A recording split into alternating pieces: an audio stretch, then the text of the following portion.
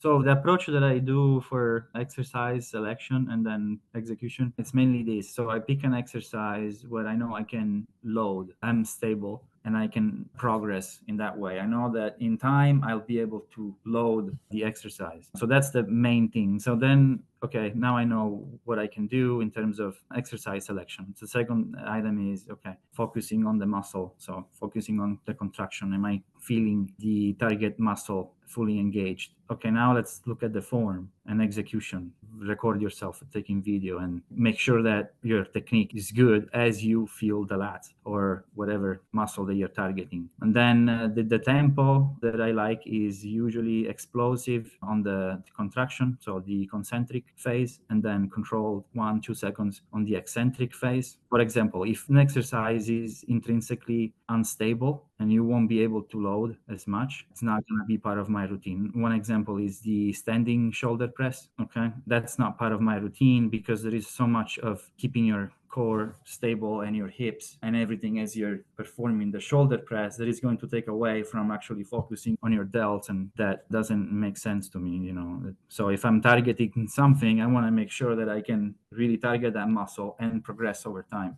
and without adding too much, again, fatigue on some other areas on my CNS and things of that nature. Some is good, but too much is going to lead to impair your recovery, and then that translates into impaired progress over time. In bodybuilding, it's not about how much you load, it's how much it gets into the target muscle. That's why I do, for example, side raise, it's usually seated. And people don't do it seated because, well, I'm not able to lift as much weight. Yeah, why do you need to lift as much weight? You know, you're targeting the shoulder. You shouldn't expect to move things around too much and then moving that weight into the hips and to the other areas that are not really your interest. And you tend to start cheating toward the end, and because you can, you know, swing a little bit, and then, but if you're seating, it's more difficult. Let's say you're picking dumbbells, it's much more difficult to cheat if you're, like, for example, laying on a 45-degree bench and then performing dumbbell curl than doing it standing, right? Because you might add that swinging component. You see that all the time.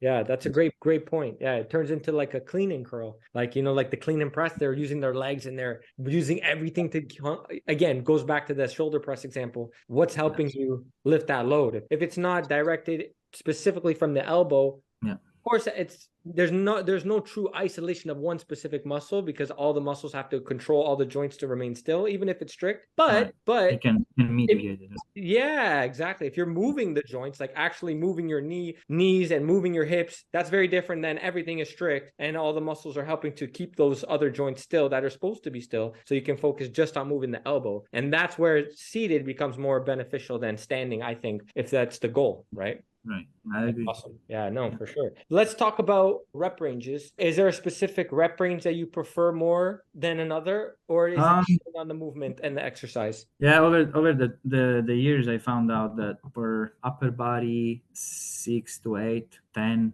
reps works well. For my arms, that I need to increase that maybe 12, 14, just because I get a lot of joint stress, tendonitis. Both sides? I try, you know, yeah, both sides. Yeah, especially when I do curls and movement of that nature, triceps too. Yeah, ideally 6 to 8, but sometimes you can't, because as the load keeps going up, you start developing pains and aches that are not really necessary. And then for legs, I tend to be a little higher, 15. Some exercises I might go up to 20, and some exercises I take it back to 10, 12 reps. For example, barbell squats, hack squats, 10, 12 reps. Leg presses, I like more reps on those. Yeah, I feel like I get a better stimulus when the weight is lower and I get more reps. So it's kind of a mix. Yeah.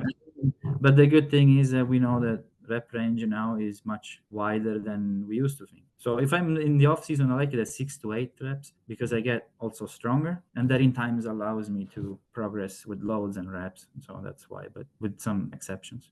Where are you implementing machines versus free weights, and do you have a mix, or do you favor one more than the other? I definitely have a mix in my session. I think they both have a place. They have advantages and disadvantages, strengths and weaknesses that we can utilize at our favor, depending on